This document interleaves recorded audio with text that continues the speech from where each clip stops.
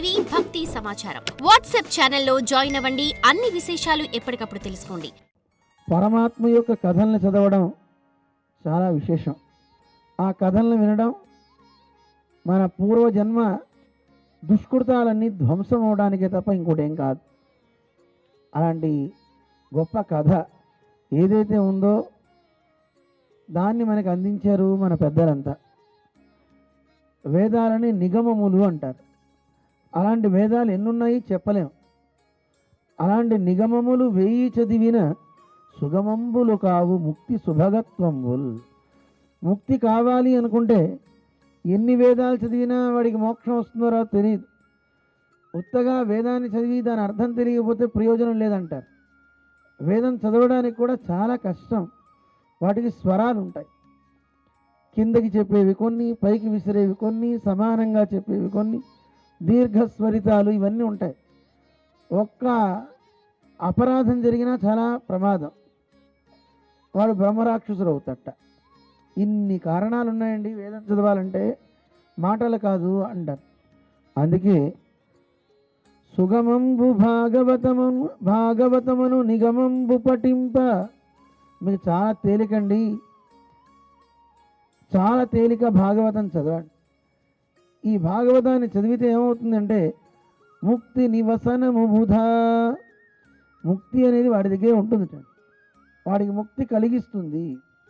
అలాంటి భాగవత కథ చాలా చాలా ప్రధానమైనటువంటిది అని మనకి తెలియజేస్తున్నారు. అందువల్ల వేదాలు ఎన్నో చదివినా ఏం ప్రయోజనం? భాగవతాన్ని చదవండి. అదేమిటండి అంటారా? వేద సారమే. పాలు మనం చూస్తూ ఉంటాం. పాలకి మనం తీసుకువెళ్ళి అగ్నిహోత్రంలో పోస్తే అగ్ని ఆరిపోతుంది. అదే పాలని మనం కాచి తోడేసి దాంట్లో ఉన్నటువంటి సారమైనటువంటి వెన్న తీసి ఆ వెన్నని కరగిస్తే నెయ్యి వస్తుంది.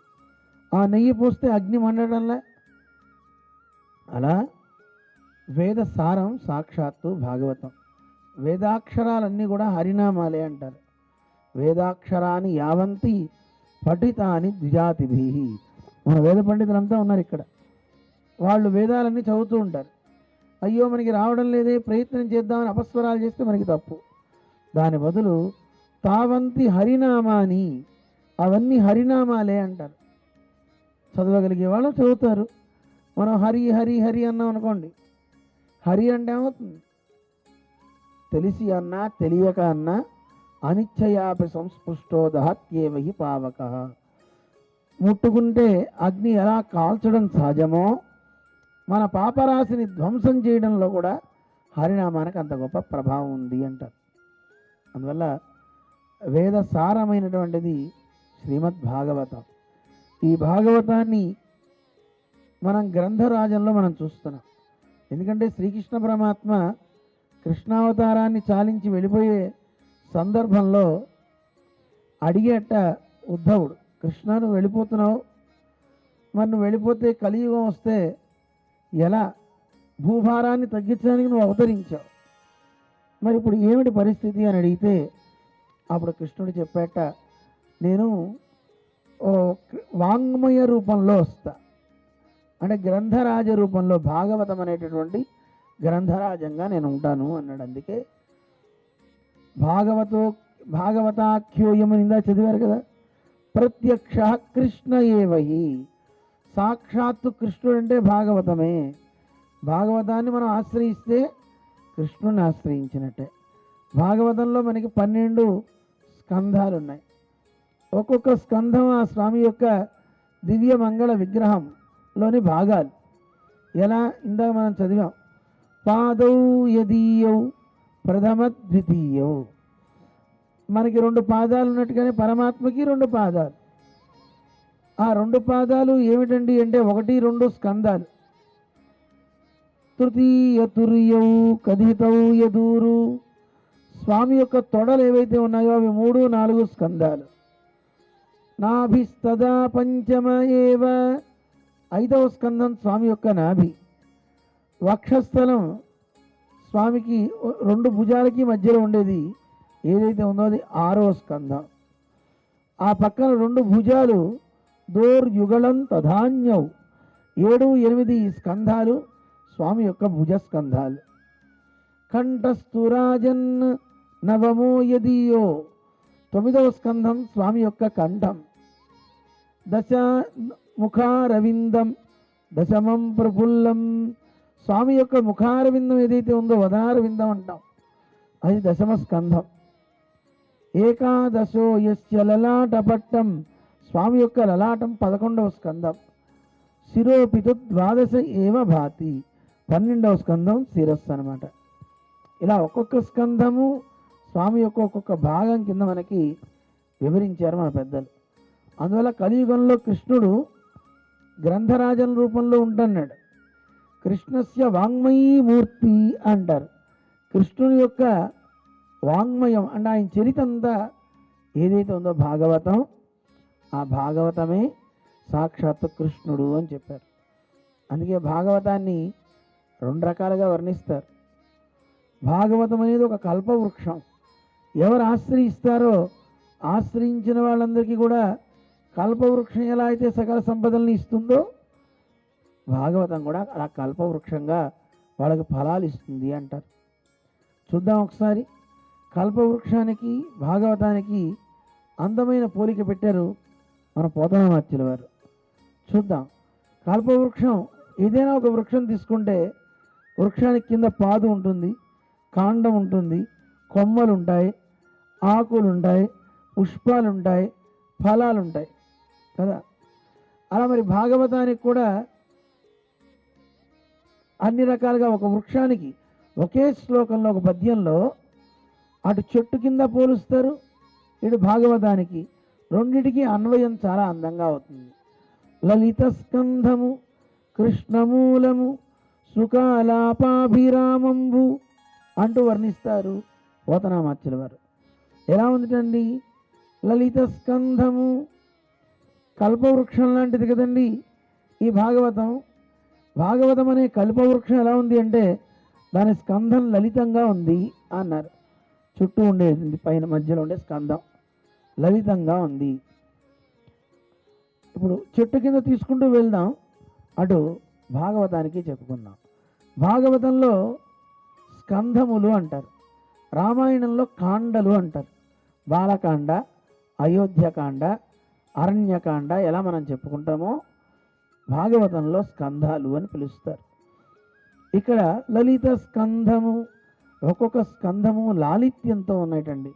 అంటే ఏమిటి లాలిత్యం అంటే, స్కంధాలు మనం చూసినట్లయితే ఏ స్కంధంలో ఏం పెట్టాలి, ఏ ఘట్టాన్ని అమర్చాలి, అది కూడా చాలా కష్టం కదండి. ఒక స్కంధంలో అసలు పరీక్ష నరేంద్రుడు ఎవరు, ఎలా వచ్చాడు, ఏమిటి, వాటన్నిటిని చెప్పాలి. అసలు పూర్వం నుంచి వచ్చిన చరిత్ర అంతా రావాలి. ఏ స్కంధంలో సృష్టి క్రమాన్ని చెప్పాలి, ఏ స్కంధంలో మళ్ళీ భాగవతోత్తముల కథ చెప్పాలి, ఏ స్కంధంలో మన్వంతరాల కథలు చెప్పాలి, ఇవన్నీ ఎక్కడెక్కడ ఎలా చెప్పాలి అనేది ఒక ఆర్డర్ చూసుకుంటూ వెళ్తే చాలా అందంగా మనకు కనపడుతూ ఉంటుందన్నమాట. అందువల్ల లలిత స్కంధము కృష్ణమూలము. కల్పవృక్షం దగ్గరికి వెళ్తే దానికి మూలం నల్లగా ఉందిటండి, కింద వేర్లు. ఏ చెట్టు దగ్గరికి వెళ్ళినా వేరు ఎలా ఉంటుందండి? నల్లగానేగా ఉండేది. మరి భాగవతానికి మూలం ఎవరు? హీరో ఎవరండి భాగవతంలో?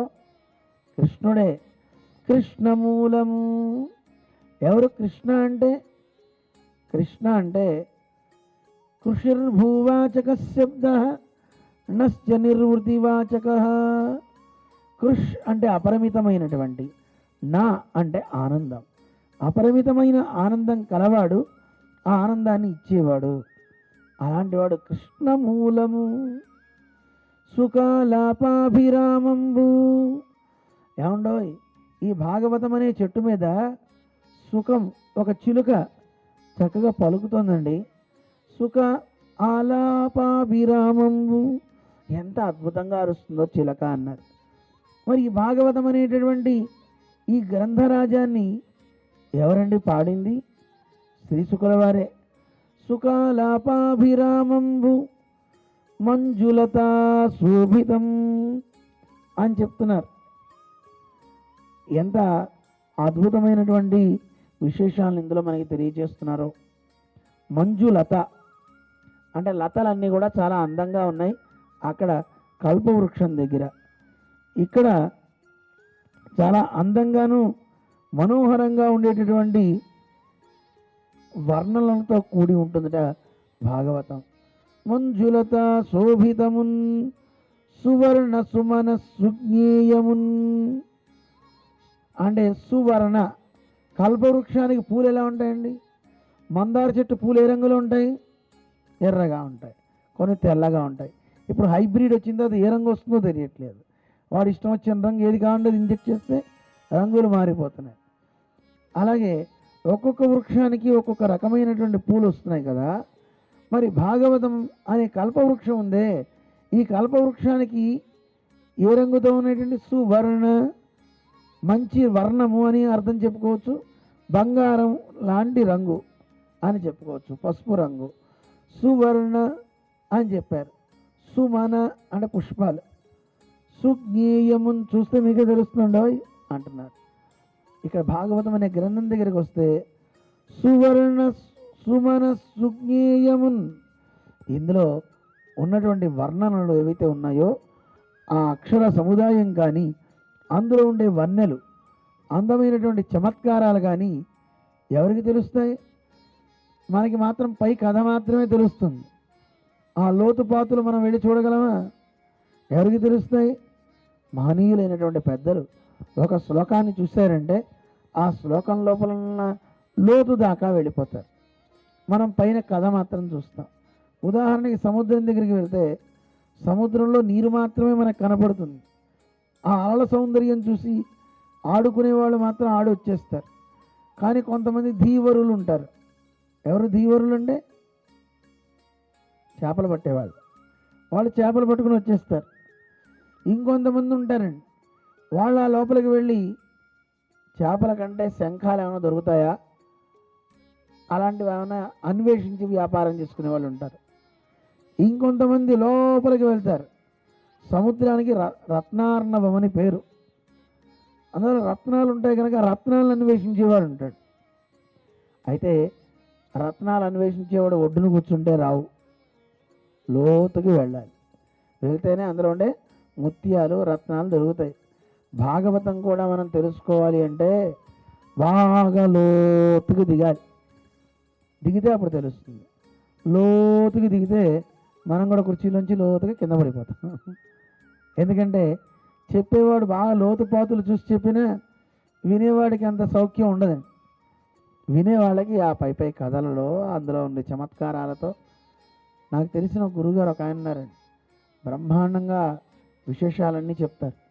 కానీ విచిత్రం అంటే ఆయన చెప్తే ఒక్కరే వింటారు, ఇద్దరు వింటారు అంతే. ఎందుకని?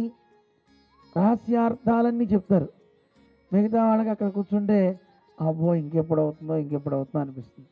అదే పై పైన చరిత్ర మనం వింటూ ఉంటే హాయిగా తొందరగా విందాం, చమత్కారాలు ఉన్నాయి కదా అనిపిస్తుంది. కానీ ఎప్పుడైనా మనం బాగా శ్రవణం చేయగలిగితే అందులో ఉండే మనం మొట్టమొదటి శ్లోకం నిన్న చెప్పుకున్నాం, దానికి ఎన్ని అర్థాలు చెప్పారో. ఒక గ్రంథం చదవాలంటే అధికారి ఎవడు దానికి అధికారి? అలాగే వాడు చదవడం వల్ల వచ్చే ఫలం ఏమిటి, ఉపాయం ఏమిటి అంటూ చాలా విశేషాలు మనకి తెలియజేస్తారు. సంబంధ చతుష్టయం అంటారు, అనుబంధ చతుష్టయం. ఆ 4 అనుబంధాలని చెప్తేనే మనకి సగం టైం అయిపోతూ ఉంటుంది. అందుకని భాగవతం సప్తాహం చేసుకునే వాళ్ళు ఎవరు కూడా వాటిని ముట్టుకోరు. ముట్టుకుంటే అక్కడతో ఆగిపోతూ ఉంటుంది, చరిత్ర ముందుకు వెళ్ళదు. కానీ మన సౌభాగ్యం వచ్చే సంవత్సరం నుంచి అలా చేసుకుంటే బాగుండనిపిస్తుంది.